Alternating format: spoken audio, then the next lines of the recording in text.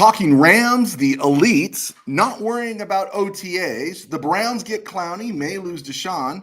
Preseason and the first time Buffalo came to Los Angeles. I'm Joe Tarosian, and this is RamView, the May 25th, 2022 edition, broadcasting live from the Ram Cave. Thank you so much for putting up with me. I've been gone for close to a week. As I shared, my brother passed away, and my older brother, he was in poor health. It came quicker than we expected. But for all those that sent thoughts, really meant a lot. Thank you so much. It's very encouraging. And so God bless. Thank you. Really appreciate it. And just happy to be back here talking Rams. It's kind of hard. You get yourself into a rhythm. It's easy. It's clockwork every day, but you break the momentum, and then it's kind of hard to get back in the saddle. So as I was kind of just in that weird mode, I was watching different things, and I came across an episode of Colin Cowherd the other day. Actually, I think it was this morning's episode, right? They all kind of sound the same sometimes. But as I've said, I don't have an axe to grind with Cowherd. Is the best behind a microphone, and his takes and everything are amazingly original. And not that you agree with everything. And as I said, he's got a bit of the KBM in him, but he's excellent at what he does. But one of the things he does sometimes, because I think he tries to appease everybody, is he makes the comments on how athletes want to come to LA and don't believe what conservative media outlets tells you. No one wants to leave LA or leave California. And he sounds like he just doesn't even know how he sounds. He's at the pinnacle of his business. And of course, millionaires will be happy to come to California because millionaires and double millionaires and bazillionaires, they can pay the taxes. But what he's lost sight of is the fact that folks like you and I, we have to pay those taxes too, and we can't afford to pay those taxes. And there's this elitism there that I think is lost at a certain level. And I really don't care what he thinks in that vein, but it does speak in terms of how you are looked upon, how this would be looked upon. Many times people are always just saying, oh, who are you? You're not like so-and-so. You're not like so-and-so. And you know what I have to share with people, because we did this, because when I started out, we started out around my kitchen table with my friends. And like I said, they're covering NFL now, that you can do what you want to do. And you don't have to take diction or direction from those who've achieved a certain level. Cowherd can say what he wants to say, and he might have a bigger platform, but you know what? You can share what you want to share, and you can do what you want to do, and you have a right to disagree if you want to disagree. And one of the things I disagree on is the fact that, there are very poor sports fans in LA. And the poor sports fans are the ones you see at the games mostly, not everybody. And because the games are geared for the elite. Have you tried going to a Dodger game? Laker games are outrageous for bad basketball all the way around, let alone a bad basketball team. And you have to know that you may slip into SoFi once in a while, but is SoFi built for people like you and I, or is it built for the elites? And it's built for the elites that make millions. And that's okay. But don't talk down to us. Don't tell us we shouldn't have an opinion. Don't tell us that our opinion, if it disagrees with yours, is bad, or that you have all the insight in the world. There are people who come up with things on some of the threads that are absolutely amazing, but the sports guys don't talk about because they're caught up in their KBM. And what I mean by KBM is Kiss Butt Media. And so the elites make their statements. They say what they want to say, but you have to understand they're talking down to you, and they can talk down to me because I'll speak up to them, and you can speak up to them, and you don't have to feel less than. If you want to do a Rams podcast or a Clippers podcast, or I don't even know if it exists, is there a UCLA football podcast, or you want to do a Ventura College podcast, you could do whatever you want. And you shouldn't allow anyone to speak down to you because they achieve a certain level. Now, that's not what Cowherd was doing in one sense. But as he talks about everyone wants to come to LA because they'll pay the taxes, they don't care. He's gone to this elite level where he feels like he doesn't connect with anybody. He feels like he knows more than you. And it's that attitude that's pervasive in sports now, where you can't talk, but technology has opened everything up. I know that got a little preachy, but it's just something when you're sitting there and you're not really talking like this every day, that just keeps popping up. And it's like, man, you should have more respect for your audience. You should have more respect for the people that do tune in, and not speak down to them. And when you make comments like, oh, everyone wants to come to LA, they'll pay the taxes. Really? How are your taxes going? I know what my taxes cost. Do you plan on going to SoFi or getting season seats? Have you got a co-signer for the next Dodger game you want to go to so you can sit in club level? It's just interesting. And I think you have a right, and I think we all have a right to speak back.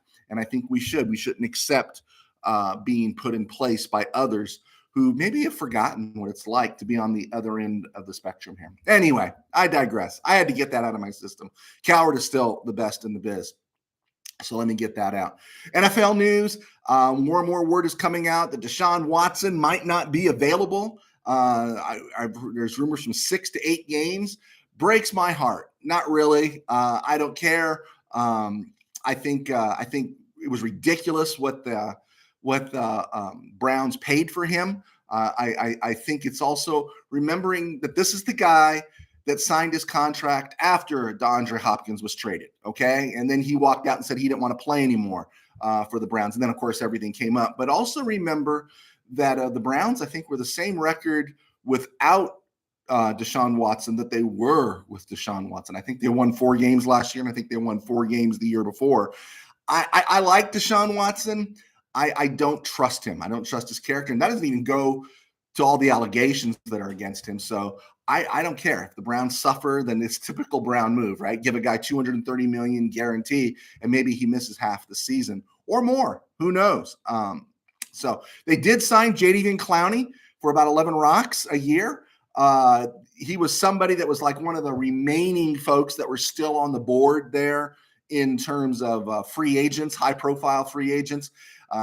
People don't like the Rams edge players. I'm perfectly happy. We've been saying it for months now. I'm perfectly happy with Justin Hollins, Terrell Lewis, and Chris Garrett. And now, they brought in Hardy.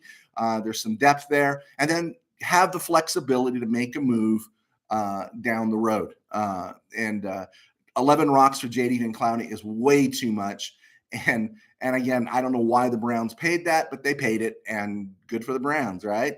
Other news here, the Ravens have signed Kyle Fuller. Now, Kyle Fuller was number 1 draft pick of the Jets. I think was it the Jets?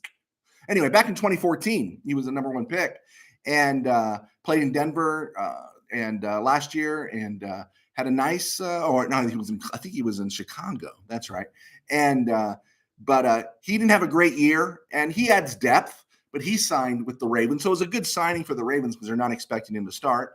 And then, of course, OTAs. Everyone's talking about OTAs. And no, OTAs many times, they're not mandatory, right? And so I don't get worked up because Aaron Donald's not at the Rams OTAs, right? Aaron Donald, Jalen Ramsey, what do they have to prove? There's more buzz that I really don't know if Aaron Donald is actually dropping hints to other people. It's appearing nowhere as a quotable source. But if Aaron Donald is saying that he's going to retire, then he's as good as retired. You cannot keep talking about retirement and not be checked out upstairs. And unfortunately, in the NFL, when you play ball or any ball at any level, at that level, you can't be checked out. You got to be invested. I don't buy it. I think they're just working out the details of the contract. And of course, why would a guy as accomplished as Aaron Donald have to come into OTAs or want to come into OTAs? Same thing for Jalen Ramsey. Matthew Stafford is at OTAs, but he's resting his arm. They say it's fine, and I believe it is. But the mere thought of him resting his arm does spook me a little bit, because I'm on the bandwagon that I don't believe in the wolf, and that we are one blast from a defensive edge player to sending Matthew Stafford out of the game and John Wolford into the game for 3 weeks or something. And I just don't see John Wolford filling that role. McVay's upbeat on Tutu Atwell, which I'm good about. I haven't sold the farm on Tutu Atwell. You can go back and look at other shows. I'm very pro Tutu Atwell. But in regards to OTAs, Kyler Murray and Deebo Samuel for the Cardinals and 49ers have not showed up. Deebo Samuel, I don't know what he needs to do really to show up. He wants his contract. He wants his dough. And we've talked about that. But whatever the case is, I'm just happy because if it throws off the 49ers a little bit, who are still a threat to the Rams, that's good news. That's really good news. Kyler Murray, on the other hand, is under contract, and he should be in OTAs. I know it's not mandatory, but he's got new people coming in. He's got his old college guy coming in, Hollywood Brown. He's the leader of the team. Leaders of the team in a situation where it's kind of a make or break year, he needs to be there. Does Tom Brady need to be in OTAs? No. Does Matthew Stafford right now need to be at OTAs? No. Russell Wilson, does he need to be at Denver's OTAs? Yes, because he's working in a new system, new team. Aaron Rodgers, does he need to be in OTAs? Yeah, because he's working with all the receivers and he's chose not to come. And that just tells you everything about the downward spiral of the Packers that I think is really going to kind of be fleshed out this year. There are times you need to come and times that you should be there. And I think Kyler Murray is in that boat. Kyler Murray is a guy that needs to establish himself in the leadership department, and he should be there, but instead he's holding out for more rocks. And I hope the Cardinals give it to him. One, I'm glad he's not there because it disrupts their system. He won't have as much time working with his new tight end and all those other things. But also I like the idea of them committing to him serious money because I don't think Kyler Murray is the guy. So we got that out of the way here in terms of OTAs and all the talk about that. The preseason schedule was released. I always like the preseason because, yeah, the starters don't play, but you get to see the guys who aren't going to make the team or going to be on the practice squad. That, to me, is everything. I love seeing those guys. So when they get activated, we know who they are. Now, I will say this. If SoFi is not built for me, which it's not, and it's not built for you, it's built for people in a seriously high financial bracket to go on any consistent basis, right? The shame of it is that the Rams have a home game where it's technically a road game against the Chargers, August 13th. That's the preseason opener at SoFi. Do you think they're going to charge preseason prices or regular season prices, right?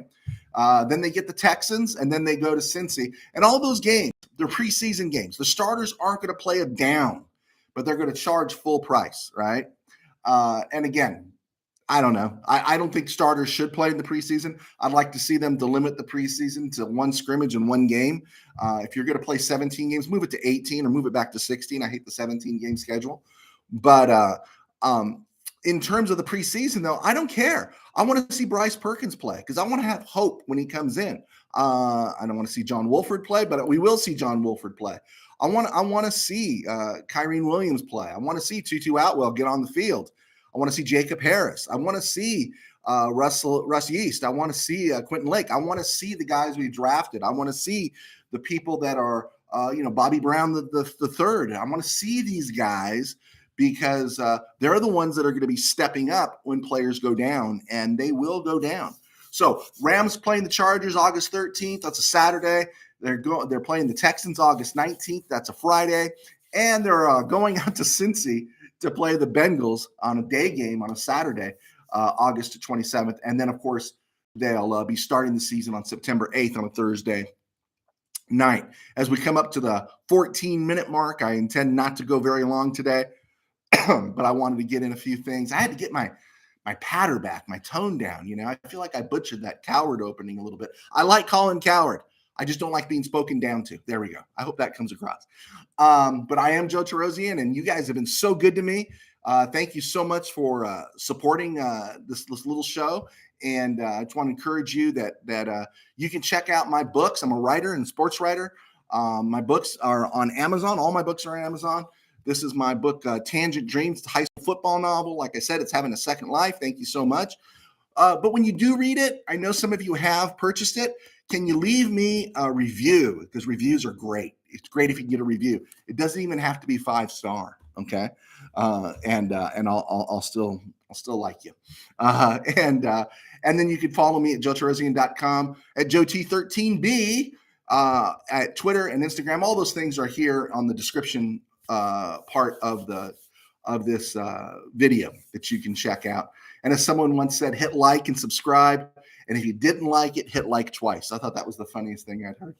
So the Rams are opening the season against the Bills on Thursday night here. Rams have played Buffalo 13 times, and actually Buffalo holds an 8-5 advantage.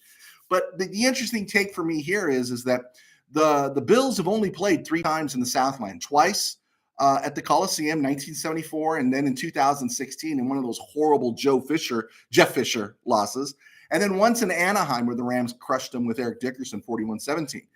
But it sparked my interest because that Ram game in 1974 was on December 15th, and I was there. The Rams beat the Bills that day, 19-14. It was the season finale. Both teams were going to the playoffs. The week before, the Rams had lost on Monday night to the Redskins. George Allen coming back to the Coliseum.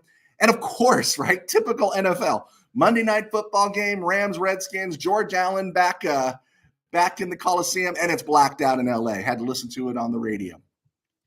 And then in 14, the Bills came to town. O.J. Simpson, they didn't make the playoffs in 73 in his 2000 season, in 2,000-yard season, but in 74 they did. Him and Jim Braxton running in that backfield, Joe Ferguson, and Ahmad Rashad, J.D. Hill were all part of that team. And they finished 9-5 and actually made the wild card and lost in Pittsburgh as Pittsburgh went on to win its first Super Bowl. But I was there at the Coliseum with my brother. We took the bus down and we did a couple of different transfers from El Monte all the way into the Coliseum. And we sat in seats that I later learned that the great Jim Healy, if I could steal Jim Healyisms, I'd play him here all the time. I think I can steal them. They're up for grabs. But I haven't figured out. I need a producer, folks. But Jim Healy would describe the seats that we had at the Rams-Bills game as of the horseshoe variety. We were close to the field. We were at the open end on the south side near the end zone. So you had a great view. In fact, James Harris had a 1-yard touchdown run, and he just came running right in front of us. It was a great view. But the problem is that we're sitting here looking at that end zone. The rest of the action's taking place over there. You were below the sight line of the players. So you couldn't see any of the action. So there was this great thing that O.J. Simpson ran with the ball and fumbled. We knew he fumbled, and then Ahmad Rashad recovered it in the end zone for the first score of the game. And it was like, oh, did that happen? What happened? Okay, let's see what happened. And, there was no diamond vision in those days, right? And so you could hear other people like Dick Enberg on, so you could hear the radio going. And so it was kind of neat that you were close to the action, but you couldn't see anything. It was truly what Healy would call of the horseshoe variety. But I got to see O.J. Simpson in his prime. Yeah, he busted off a nice run or two there, and he didn't do much damage. Again, they were kind of holding everybody back because these teams were going to the playoffs. And but I could say I saw O.J. Simpson in his prime. And then, of course, I got to see James Harris.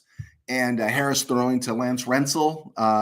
And Harris was kind of my favorite Ram quarterback growing up. I just liked him. I just liked James Harris. So I got to see him in person. I remember yelling his name out, trying to get him to notice me. And my brother was laughing because, of course, they weren't going to hear me over the crowd. Dave Elmendorf picked off a couple passes. Charlie Stukes in his last game, really. I mean, last regular season game for the Rams, picked off a pass. And one of the things I remember, I don't know if we heard it on the radio or we read it in the paper the next day in the Times, is J.D. Hill, who scored a touchdown. He had a nice catch and run for a touchdown late in that game that made it, because it was like 19-7. The game was over. Jaworski was in. Rob Scribner was playing. It was the backups mopping it up. And but J.D. Hill made a catch, made it, and took it about 50 yards or so for a touchdown. And somewhere along the way, he got upset at Jack Youngblood. He called Jack Youngblood a honky, right? And he's like, man, you're going to mess with Youngblood, right? And I guess Isaiah Robertson got really mad at J.D. Hill. And so I went looking up to see if I could find anything written on that. But I remember that being an incident when I was a kid, but it hasn't translated any place up on Google or in any of my searches here. But pretty cool. You got to see O.J. Simpson. I got to see James Harris, and I got to see the Rams play Buffalo at home and win on December 15th, 1974. So wanted to get that out there. I thought that was kind of interesting as we come to the 20-minute mark. Really good to be back in the saddle again. Thank you again for your thoughts and prayers. Hopefully we'll be back on track now for the rest of the week. Today is Wednesday. We'll be back Thursday and Friday talking Ram football. If you have any questions, shoot them to me. My email's below, and hit like and subscribe, and we'll go from there. Hey, folks, God bless. Thank you so much, and we will talk to you soon. Take care.